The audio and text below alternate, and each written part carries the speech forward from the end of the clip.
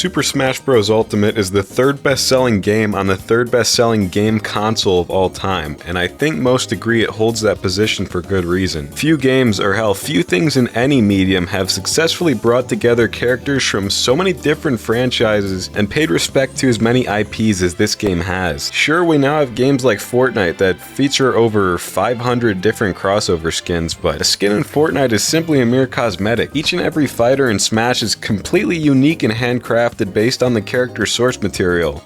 Except for Ganondorf. Anyway, what I'm really trying to get at is that since Ultimate's release 7 years ago, its quality has been fairly undisputed. One aspect of the game that's gone somewhat forgotten, however, is its story, or more accurately titled Adventure Mode, known as World of Light.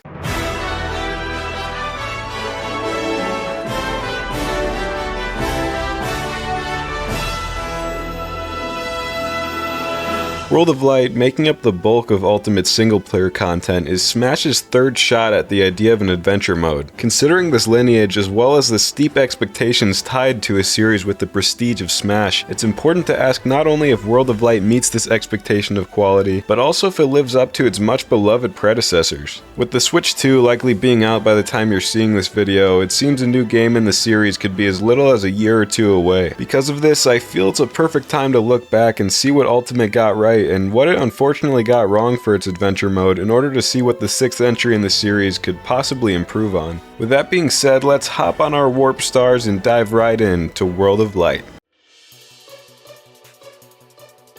Being a fighting game, you might assume that Ultimate would be light on story. However, as any long-term fan of Smash should know, this assumption isn't always true. Though Melee's adventure mode was relatively lacking in narrative, Brawl's Subspace Emissary campaign brought quite a lot to the table in this regard. Throughout the game were a multitude of high-quality cutscenes, which, despite their lack of voice acting, offered quite a lot of entertainment in watching so many characters of different origins interact. I mean, Lucario teaming up with Solid Snake isn't something that could happen in any game other than Brawl. The mode was designed around the idea that these cutscenes would be the player's reward for completing a level, and it's unfortunately because of this fact that Sakurai was quite disappointed when these cutscenes leaked on the internet prior to the game's international release. Supposedly, this is the reason why Smash for Wii U and 3DS didn't feature any form of story mode. So when Ultimate was revealed, Nintendo fans all around the world wondered if now was finally the time for Subspace to receive its long-awaited sequel. After all, Nintendo had been seeming to deliver a lot of long-requested games at the time. Mario had finally returned to the open level designs of 64, Zelda had been revitalized after its dormancy on the Wii U, I mean Metroid Prime 4 was announced. Anything seemed possible in the early days of the Switch. So did Ultimate end up offering a truly enthralling narrative experience? Well, no. World of Light begins with one of its only few cinematics, but this intro offers all the exposition you need to set you on your journey. It starts with the characters all standing on a cliffside, facing the horizon as they stare down a massive army of Master Hands, a familiar foe to any fan of the series. But behind them is a new threat,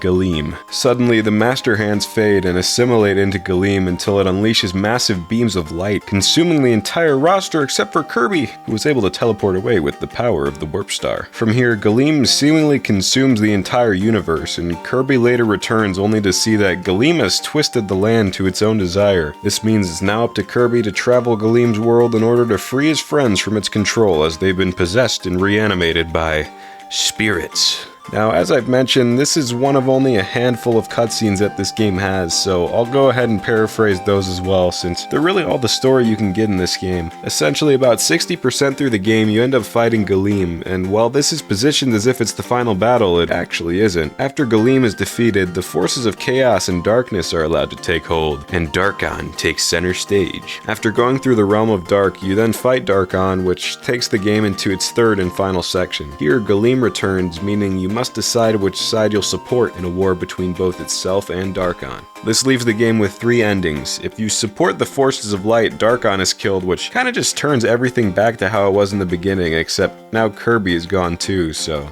okay? And then if you support Darkon, everyone just kinda dies. However, by attacking both fronts equally, you unlock the true ending, where Galeem and Darkon fall side by side, freeing both the spirits and the fighters from their imprisonment. Now, the choice to let the story take a backseat here was a disappointment for a lot of people, but personally I don't really mind it so much. Subspace already happened, and I feel like the novelty of that would have kind of been undermined had they gone for the same type of experience here. Plus, this game actually does something that Subspace doesn't by allowing you to choose your endings, so ultimately...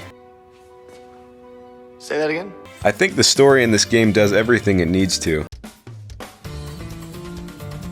Now, with all that fluff out of the way, I say it's due time we get into the meat and potatoes of what this game has to offer. World of Light takes quite the different approach to gameplay compared to Subspace, as the mode is purely comprised of character battles as opposed to custom-built platforming levels. At first glance, this may seem like a major buzzkill, but the gameplay loop somehow manages to be engaging enough to keep this from getting boring fast. In fact, not once throughout my playtime did I get off due to boredom. Progression in World of Light primarily follows the loop of traveling between spirit battles in order to reach one of the game's 6 dungeons, which upon completion help you reach the major boss battles with Galeem and Darkon. Along the way, you not only grow your arsenal of spirits, but you also free the imprisoned fighters, giving the mode a constant sense of progression. This all takes place over the game's 3 main maps, those being the Light Realm, the Dark Realm, and the final battle. As I said just a moment ago, progression in this game is really snappy, and the map plays a big part in that. When the game first begins, you only have a fraction of the Light Realm unlocked, and when zooming out, you can see the miles of fog between you and Galeem, giving an immediate sense of scale to the journey ahead. As you complete more spirit battles, however, the fog rolls back, not only revealing more of the map, but also showing the locations of the unlockable fighters in that region. This sort of bite-sized progression is something I find extremely reminiscent to the design philosophy behind Super Mario Odyssey, a game which came out only a year prior. During these foundational years of the Switch, Nintendo was prioritizing making these games accessible to those playing in short bursts. For a game like Odyssey, you could get on the train, collect a few power moons, and be at your stop in only about 10 minutes. For this style of play to be adapted into Smash, the longer platforming levels of Brawl just simply weren't an option, whereas short spirit battles fit perfectly. Now, as you've been watching this gameplay, you've probably noticed something. These maps are just PNGs. And yeah, all it takes is one tap on the left stick to completely remove the illusion of 3D here, but damn it, this is the coolest PNG I've seen in my entire life. Somehow the devs managed to make walking on a 2D image feel like an adventure. Going into the space area has no effect on the gameplay, but I mean, it's so cool! Additionally, the 3 major PNGs here actually offer quite different experiences to one another as well. The Light Realm is by far the most open of the 3, really feeling the most adventure-like out of everything in the adventure mode. You begin with a sort of crossroads of 3 paths, each loosely leading to a dungeon. There's far more than just going between point A and B here, however. Substantial portions of the map are completely skippable here, but still offer incentives through character unlocks and Next is the Dark Realm, which quite honestly was my personal favorite part of the game. The Dark Realm is noticeably shorter than the Light Realm, probably making up about 30% of the runtime compared to the 60% of the first map. What this signifies though is a more streamlined approach to the gameplay. After spending about 9 hours on the vast Light World map, exploration can get a little tiring. The Dark Realm answers this problem by essentially cutting out exploration almost entirely. Here the overworld serves the sole purpose of getting you to the 3 dungeons. This isn't a problem since quite honestly the dungeons are the best part of the game, and I'll elaborate on this in a second. This is all heightened by this super badass world design here. Finally is the fittingly named Final Battle, by far the shortest of the 3 maps, but also the most unique. Here the spirits are split between light and dark. By freeing the dark spirits, Darkon's forces weaken, and by freeing the light spirits, Galeem's forces weaken. By deliberately planning which spirits you choose to engage with, you can decide which boss you end up fighting, or if you balance the amount of spirits freed, you can fight both at once, unlocking the true ending. Now, I suppose I should probably explain what spirits even are exactly. After all, that's kind of the entire premise of this game. Basically, spirits are this game's version of the trophies featured from Melee to Smash 4, except here they can be equipped, giving you a variety of gameplay bonuses. Some of them spawn you in with certain items, while others give you buffs such as increasing your damage against metal enemies. There's also like this weird rock, paper, scissors system where certain kinds of spirits have advantage over others, and to be honest, I don't even know what this does for you in battle, so I just kinda chose to play it safe and let the game pick my spirits for me most of the time. Spirits are acquired through spirit battles, which can range from really cool to mind-numbingly horrible. You see, there's a rating system of 1 to 4 stars. The higher the rating, the more useful the spirit is going to be, but this also applies to the battles in which you fight them. 1-star battles are usually done in less than 20 seconds. 2-star battles and 3 stars sometimes pose a minor threat and can even take you a few tries if your guard is down, but dispersed at seemingly random throughout the map are the dreadful 4-star battles, which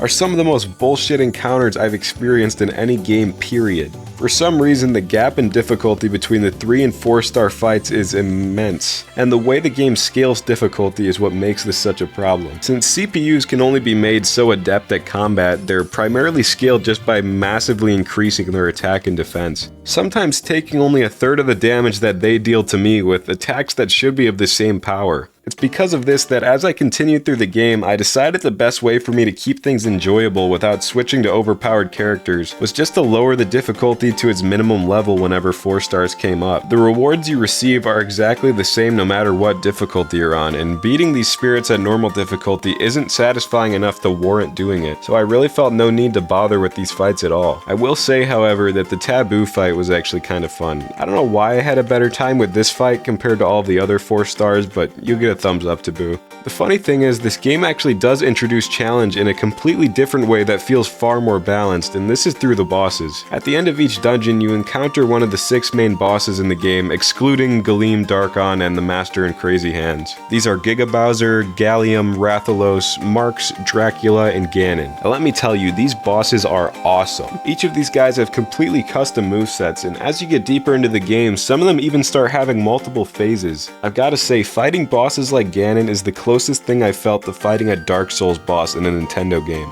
These bosses are not going down in one try, and you need to learn their movesets if you want to win. Your mastery of these fights has a massive payoff at the end of the game too, as before the final battle you have to go through a boss rush of all 6 dungeon bosses with only 3 lives. The dungeons leading up to these bosses are quite fun too, and demonstrate this game's map design at its best. Here the maps are way more interactive than they are in the overworlds. Whether it be launching cannons or doing Nintendo trivia, these dungeon concepts and the bosses are easily the highlight of the game, which is why I enjoyed the Dark Realm so much. Anyways, I think I've talked long enough. So, do the positives of World of Light outweigh the negatives? Well, yes. In my Mario Kart 7 review, I said that while I could definitely appreciate the innovations the game brought to its series, the gameplay just simply wasn't enjoyable enough for me. With World of Light, however, I actually had a lot of fun here, and at the very least, the shitty 4-star fights were somewhat skippable if you're willing to lower the difficulty. So yeah, World of Light is good, but the title of this video says something else entirely. Obviously, the Subspace Emissary is an extremely beloved adventure mode for not only Smash fans, but Nintendo fans as a whole. And unless the next Smash has a story of the same caliber, it's gonna set the bar for single player in these games for as long as the series exists. However, I can absolutely see how someone could enjoy World of Light more than Subspace. Hell, I'm playing Subspace as I'm editing this video, and I might even like World of Light more. So if you're gonna take anything away from this video, have it be knowing that my titles are clickbait. See you guys next time.